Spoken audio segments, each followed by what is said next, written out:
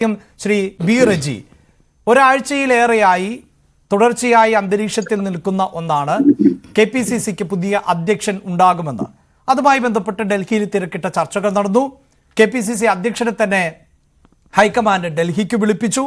ഇന്ന് ഉച്ചയോടുകൂടി പുതിയ അധ്യക്ഷനെ പ്രഖ്യാപിച്ചേക്കും എന്ന സൂചനകളും പുറത്തു വന്നിരുന്നു. പക്ഷേ ഞങ്ങൾ നേരത്തെ തന്നെ ഞങ്ങൾക്ക് ലഭ്യമാകുന്ന വാർത്താ സോഴ്സിലൂടെ അതിനുള്ള സാധ്യത കുറവാണ് എന്നും കൃത്യമായ സമ്മർദ്ദം ഹൈക്കമാൻഡിന് മുന്നിൽ സുധാകരൻ ചെലുത്തുന്നുണ്ട് എന്നും ബോധ്യപ്പെട്ടിരുന്നു. അതുകൊണ്ട് തന്നെ ഞങ്ങൾ ഉടനെ ഉണ്ടാകില്ല എന്ന വാർത്തയിൽ ഞങ്ങൾ ഉറച്ചു നിൽക്കുകയും ചെയ്തു.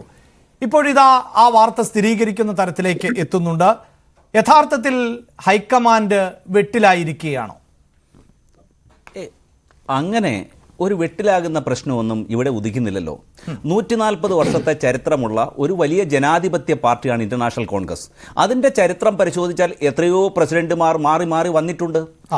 അപ്പോൾ ഇതിനെ ഒരു രാഷ്ട്രീയ വിഷയമായി ഉയർത്തിക്കൊണ്ടുവരുന്നത് ഇടത് വിഭാഗത്തിൽ നിന്നുള്ള ഒരു ആശയക്കുഴപ്പത്തിൻ്റെ അല്ലെങ്കിൽ ഒരു ഭയത്തിൻ്റെയോ അടിസ്ഥാനത്തിലാണ്. കാരണം വരാനിരിക്കുന്ന തദ്ദേശ സ്വയംഭരണ സ്ഥാപനങ്ങളിലേക്കുള്ള തെരഞ്ഞെടുപ്പും അതിനുശേഷം അടുത്ത വർഷം ആദ്യം വരാൻ പോകുന്ന നിയമസഭാ തെരഞ്ഞെടുപ്പിലും LDF സർക്കാർ, ഇപ്പോഴത്തെ സർക്കാർ വലിയ പരാജയം ഏറ്റുവാങ്ങും എന്നുള്ള ഒരു സാഹചര്യം ത്തെയാണ് ജനങ്ങൾ വിലയിരുത്തുന്നത്. ആ ഒരു പശ്ചാത്തലത്തിൽ അതിന് മുഖ്യ എതിരാളിയായ കോൺഗ്രസ് മുന്നണി അല്ലെങ്കിൽ കോൺഗ്രസിന്റെ നേതൃത്വം ഒരു ആശയക്കുഴപ്പത്തിലാണ്, നേതൃമാറ്റം സംഭവിക്കുന്നു എന്നൊക്കെയുള്ള ആശയക്കുഴപ്പങ്ങൾ ഉണ്ടാക്കിക്കൊണ്ട് ഒരു വാർത്താ മാധ്യമങ്ങൾ ഇതിനൊരു വലിയ പ്രചാരണം കൊടുക്കുന്നു. എന്നാൽ അത്തരത്തിലുള്ള കാര്യങ്ങൾ ഒന്നും നടക്കുന്നില്ലെന്ന് ബഹുമാന്യനായ പക്ഷേ താങ്കൾ പറയുന്നത് പോലെ ഇടത് മുന്നണി ഇങ്ങനെ ഒരു പ്രചാരണം നടത്തേണ്ട എന്താ ആവശ്യമാണ് അവർക്കുള്ളത്? ഈ വാർത്തയുടെ സോഴ്സസിന്റെ പിന്നിൽ ആരാണ് എന്നുള്ളത് നിങ്ങൾക്ക് വെളിപ്പെടുത്തുവാൻ സാധിക്കുമോ?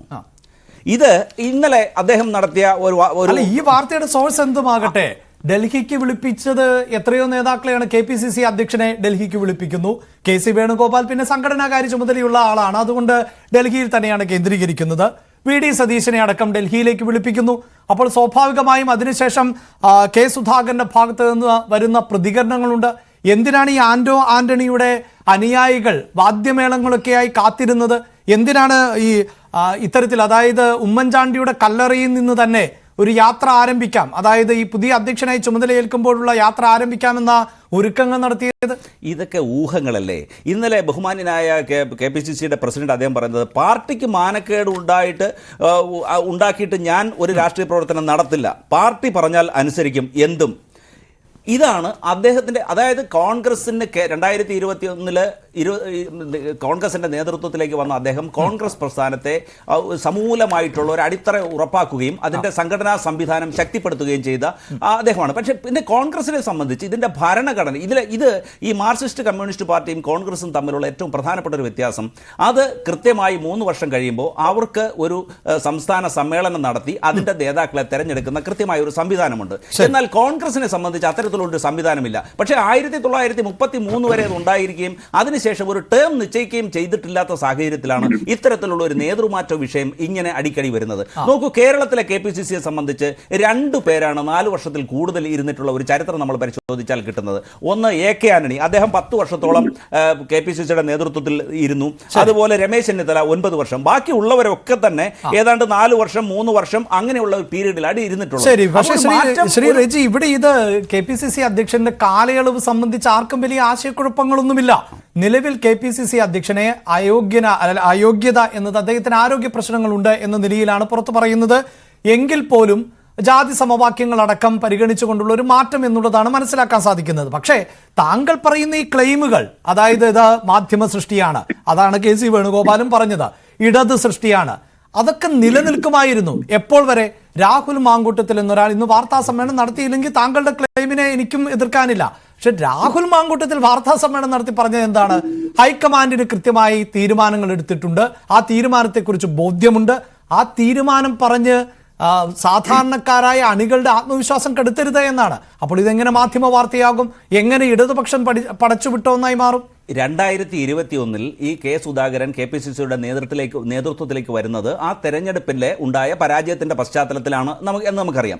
ഇവിടെ ഇത്തരത്തിൽ ഒരു രാഷ്ട്രീയം കാലാകാലങ്ങളിൽ നേതൃത്വത്തിൽ ഉണ്ടാകുന്ന മാറ്റം നമ്മളൊന്ന് പരിശോധിച്ച് നോക്കിയാൽ AK ആന്റണി KPCCയുടെ പ്രസിഡന്റ് ആകുമ്പോൾ അദ്ദേഹത്തിന്റെ പ്രായം എന്ന് പറയുന്നത് 38 വയസ്സായിരുന്നു. അതുപോലെ രമേശ് ചെന്നിത്തല KPCCയുടെ പ്രസിഡന്റ് ആയിരിക്കുമ്പോൾ അദ്ദേഹത്തിന് 49 വയസ്സായിരുന്നു അദ്ദേഹത്തിന്റെ പ്രായം. അപ്പോൾ ഇപ്പോൾ 77 വയസ്സ് പ്രായമുള്ള കെ സുധാകരൻ എന്ന് പറയുന്ന അദ്ദേഹത്തിന് ആരോഗ്യ പ്രശ്നം ഉണ്ടെങ്കിൽ അദ്ദേഹം സ്വമേധയാ അല്ലെങ്കിൽ അദ്ദേഹത്തിന് താല്പര്യമുണ്ടെങ്കിൽ ആ പദവിയിൽ നിന്നൊരു മറ്റൊരു പദവിയിലേക്ക് മാറാൻ താല്പര്യമുണ്ടെങ്കിൽ ആയിക്കോട്ടെ എന്നുള്ളതാണ്. പിന്നെ കോൺഗ്രസിനെ സംബന്ധിച്ച് തീരുമാനമെടുക്കേണ്ടുന്നത് ഒരു കൂട്ടായ നേതൃത്വമാണ് തീരുമാനമെടുക്കുന്നത്. ഏകപക്ഷീയമായിട്ടൊരു തീരുമാനം അടിച്ചേൽപ്പിക്കുകയോ അങ്ങനെ എടുക്കുന്ന ഒരു നിലപാടോ ചേർക്കാറില്ല. മാത്രമല്ല കെ സുധാകരനെ സംബന്ധിച്ച് നമുക്ക് എടുത്തു പറയത്തക്ക എന്ത് പോരായ്മയാണ് അദ്ദേഹത്തിനെ സംബന്ധിച്ചുള്ളത്. അദ്ദേഹം ഉണ്ടായിരുന്ന കാലഘട്ടങ്ങളിലൊക്കെ ആ തെരഞ്ഞെടുപ്പുകളിലൊക്കെ തന്നെ നമ്മൾ വിജയിക്കാൻ കോൺഗ്രസിന് കഴിഞ്ഞിട്ടുണ്ട് എന്നുള്ളത് നമ്മൾ മറക്കരുത്. അപ്പോൾ ഇവിടെ ഇത്തരത്തിൽ ഒരു വ്യക്തതയില്ലാത്ത ആരോപണങ്ങളെ ഇങ്ങനെ പർവ്വതീകരിച്ച് ഒരു കേരളീയ സമൂഹത്തിനിടയിൽ ഒരു ആശയക്കുഴപ്പം സൃഷ്ടിക്കുകയും അതുവഴി ഇടതുപക്ഷ മുന്നണിക്ക് ഒരു രാഷ്ട്രീയ ലാഭം കൊയ്യാനുള്ള ഒരു ശ്രമത്തിന്റെ ഭാഗമായിട്ട് മാത്രമേ ഇത് നമുക്ക് ആരോപണങ്ങൾ ആരാണ് ശ്രീ ബി റജി ഉന്നയിക്കുന്നത്? അത് കോൺഗ്രസ് നേതൃത്വത്തിന്റെ ഭാഗത്ത് നിന്ന് തന്നെയല്ലേ? അതല്ലേ രാഹുൽ മാങ്കൂട്ടം പറയുന്നത് ഈ നേതൃത്വം യുവാക്കളുടെ പക്വതയെങ്കിലും കാണിക്കണമെന്ന്? അല്ല, അത് പറയാനുള്ള ഇത്രയും വ്യക്തി സ്വാതന്ത്ര്യമുള്ള ജനാധിപത്യ പാർട്ടിക്ക് അതിലെ നേതാക്കന്മാർക്ക് അഭിപ്രായം പറയാനുള്ള സ്വാതന്ത്ര്യമുണ്ട്. പക്ഷെ തീരുമാനം ഈ അഭിപ്രായങ്ങളെ സമന്വയീകരിച്ചുകൊണ്ട് അതിനെ വിലയിരുത്തിക്കൊണ്ട് അതിന്റെ കേന്ദ്ര നേതൃത്വം കൂട്ടായ ഒരു തീരുമാനമാണ് ഹൈക്കമാൻഡ് എടുക്കുന്നത്. ഏകപക്ഷീയ അവരതിന്റെ പല സാഹചര്യങ്ങൾ പരിശോധിക്കും, അവർ ഒരുപക്ഷെ ആരോഗ്യ പ്രശ്നങ്ങൾ പരിശോധിക്കും, പ്രായം പരിശോധിക്കും, ജനവിശ്വാസം പരിശോധിക്കും, ജനങ്ങളുടെ ഇടയിലുള്ള സ്വാധീനം പരിശോധിക്കും. അപ്പോൾ ഇതിൻ്റെയൊക്കെ ഒരു ആകെ തുകയായിട്ടാണ് അവർ ആത്യന്തികമായിട്ടൊരു ഡിസിഷൻ എടുക്കുന്നത്.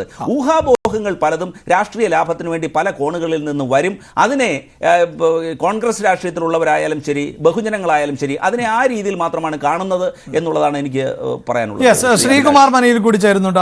ശ്രീകുമാർ മനയിൽ